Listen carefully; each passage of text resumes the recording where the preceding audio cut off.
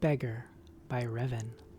Eslof Erol was the last of the litter of 5 born to the queen of the prosperous Nordic kingdom of Erelgard, La Pirakapa, and her husband, the king of Erelgard, Yitluaf. During pregnancy, the queen had been more than twice as wide as she was tall, and the act of delivery took 3 months and 6 days after it had begun. It is perhaps understandable that the La Pirakapa elected, upon expelling Eslof, to frown, say good riddance, and died. Like many Nords, Yitluaf did not care very much for his wife and less for his children. His subjects were puzzled, therefore, when he announced that he would follow the ancient tradition of his people of Otmora of following his beloved spouse to the grave. They had not thought they were particularly in love, nor were they aware that such a tradition existed. Still, the simple people were grateful, for the little royal drama alleviated their boredom, which was and is a common problem in the more obscure parts of northern Skyrim, particularly in wintertide. He gathered his household staff and his 5 fat, bawling little heirs in front of him, and divided his estate. To his son Yenop he gave his title.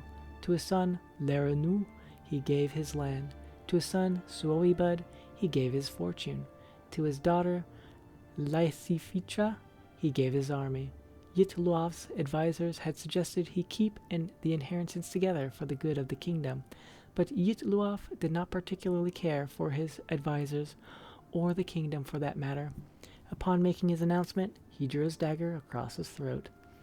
One of the nurses, who was rather shy, finally decided to speak as the king's life ebbed away. "Your Highness, you forgot your 5th child, little Eslof." Good Yitluaf groaned. It is somewhat hard to concentrate with blood gushing from one's throat, after all. The king tried in vain to think of something to bequeath, but there was nothing left. Finally, he sputtered irritably. Eslof should have taken something then, and died.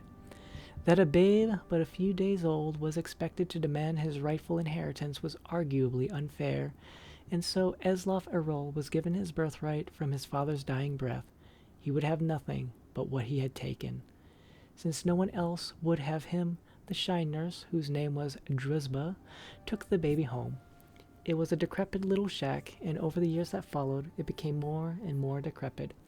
Unable to find work, Druzba sold all of her furnishings to buy food for little Eslof. By the time he was old enough to walk and talk, she had sold the walls and the roof as well, so they had nothing but a floor to call home. But if you've ever been to Skyrim, you can appreciate that is scarcely sufficient. Druzba did not tell Eslof the story of his birth, or that his brothers and sister were leading quite nice lives with their inheritances, for as we have said, she was rather shy and found it difficult to broach the subject. She was so painfully shy, in fact, that whenever he asked any questions about where he came from, Druzba would run away. That was more or less her answer to everything: to flee. In order to communicate with her at all, Eslof learned how to run almost as soon as he could walk. He couldn't keep up with his adopted mother at first, but in time he learned to go toe-heel, toe-heel, if he anticipated a short but fast sprint, and heel-toe if it seemed Druzba was headed for a long-distance marathon flight. He never did get all the answers he needed from her, but Eslof did learn how to run. The kingdom of Erelgard had, in the years that Eslof was growing, become quite a grim place.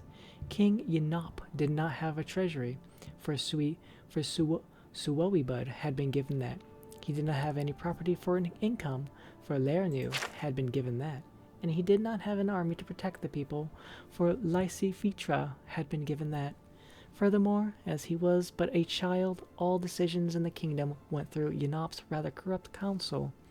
It had become a bureaucratic, exploitative land of high taxes, rampant crime, and regular incursions from neighboring kingdoms. Not a particularly unusual situation for a kingdom of Tamriel, but an unpleasant one nonetheless. The time finally came when the tax collector arrived to Druzba's hovel, such as it was, to collect the only thing he could, the floor. Rather than protest, the poor shy maid ran away, and Eslof never saw her again. Without a home or a mother, Eslov did not know what to do. He had grown accustomed to the cold open air in Druzba's shack, but he was hungry. "May I have a piece of meat?" he asked the butcher down the street. "I'm very hungry." The man had known the boy for years, often spoke to his wife about how sorry he felt for him, growing up in a home with no ceiling or walls. He smiled at Eslov and said, "Go away, or I'll hit you." Eslov hurriedly left the butcher and went to a nearby tavern.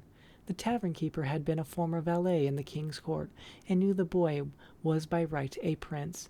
Many times he had seen the poor, ragged lad in the streets, and sighed at the way fate had treated him. "May I have something to eat?" Eslov asked this tavern keeper. "I'm very hungry." "You're lucky I don't cook you up and eat you," replied the tavern keeper. Eslov hurriedly left the tavern. For the rest of the day, the boy approached the good citizens of Erlgard, begging for food. One person had thrown something at him, but it turned out to be an inedible rock. As night fell, a ragged man came up to Eslov and, without saying a word, handed him a piece of fruit and a piece of dried meat. The lad took it, wide-eyed, as he devoured it. He thanked the man very sweetly. "If I see you begging on the streets tomorrow," the man growled, "I'll kill you myself. There are only so many beggars we of the guild allow in any one town, and you make it one too many. You're ruining business." It was a good thing Eslov Errol knew how to run. He ran all night. Eslov Errol's story is continued in the book Thief.